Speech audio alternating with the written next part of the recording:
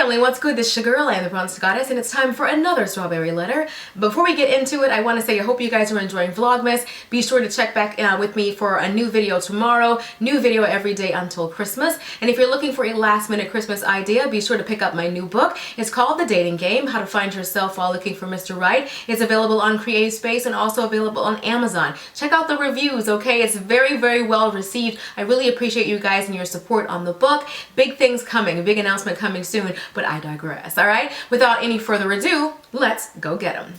I need your help and advice on this matter. I am currently at work feeling sick and nauseous because this has really taken a toll on me. My boyfriend and I have been together since 2010. I was 20 years old and he was 28 years old. Although we had this big age difference, I've always been told that I am mature for my age. After dating two men who were nothing like what I needed in a man or a boyfriend, it was a breath of fresh air to meet him. I was tired of the heartbreak in the past and I made it my business to make sure that I took my time, although I didn't in my previous relationships. We spent time together, we laughed, and we genuinely enjoyed each other's company. We weren't intimate until a year after we dated because I was adamant about making sure that he was interested in me as an individual and not just for my body.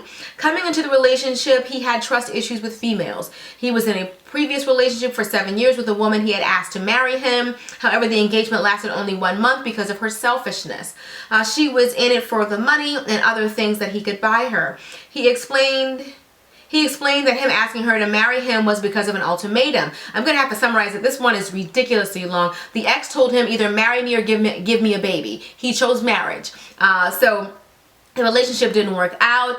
This man has taken her all over the world. He has taken her to 10 different countries. She said he's literally trying to give her the world. She goes on and on about how amazing he is. She says that, they'd like to have kids in a few years and make the kids, make their parents grandparents and all of that. Now, all of this in the letter, she goes on and on about how amazing he is, and I get it. I get it. But the main thing is the fact that they're not engaged yet. They're not married yet. But he's saying that it's coming. It's coming. I will ask you to marry me soon. Don't worry about it. What he's asking her to do now is to go ahead and get off birth control. Just go ahead and do it now. That's what he's saying. Just go ahead and get that started.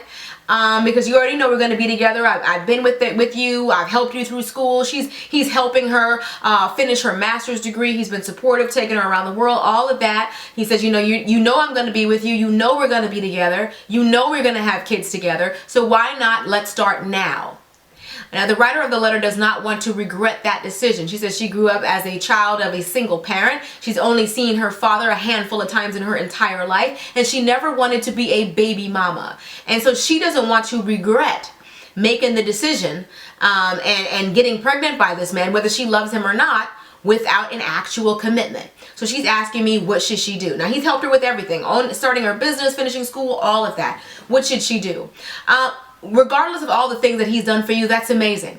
Now, if he did those things for you, expecting you to, in return, give him a baby, that's not fair. He didn't do them out of the kindness of his heart. He did not buy your womb.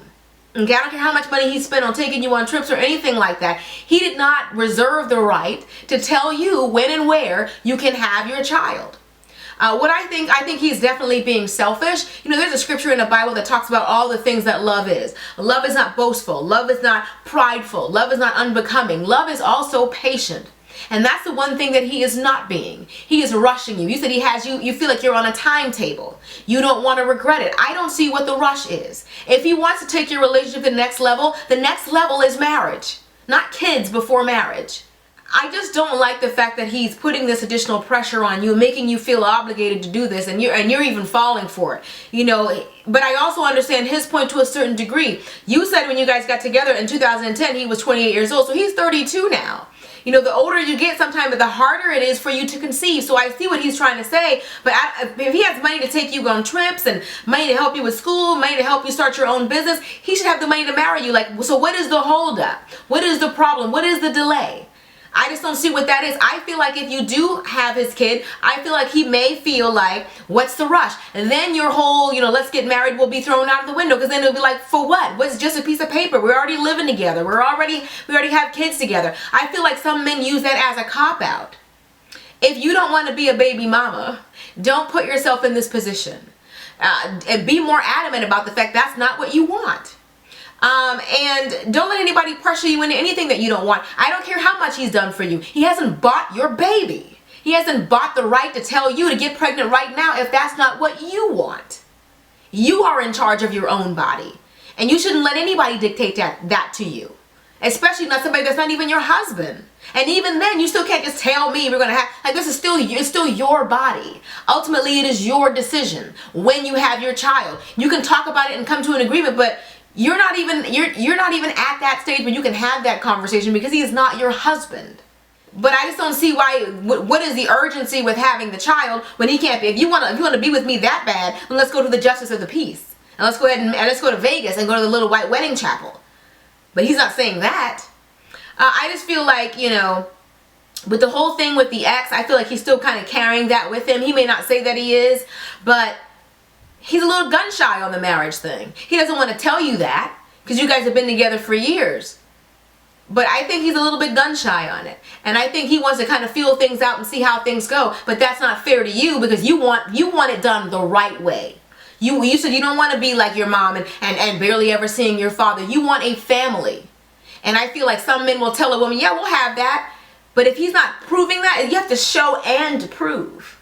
And I feel like he's not doing that. His words are saying one thing, but his actions are saying another. You have to make sure that you get what you want out of the relationship. And if you're not, as fabulous as he may seem, you may have to let this go. You shouldn't have to compromise on something this major. I was discussing your letter briefly with my husband, and my husband was like, trust is like saying that, okay, let your man go to the club and you're trusting that he does the right thing. This is too big of an issue when you're talking about trust. You're talking about, I'm trusting you that after I have your baby, we're going to get married. That's too big. That's too big of a risk. It's too big of a gamble. And if he really loved you, he wouldn't put you in a position where you have to trust him that much. Like, this isn't, who wants to be tested like this? I feel like he's testing you, but this is not a fair test.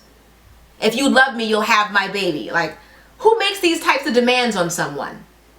Marry you or let you go. That's my opinion. Of course, I'm going to suggest that you pray about it. You guys say that you say that you have a church home.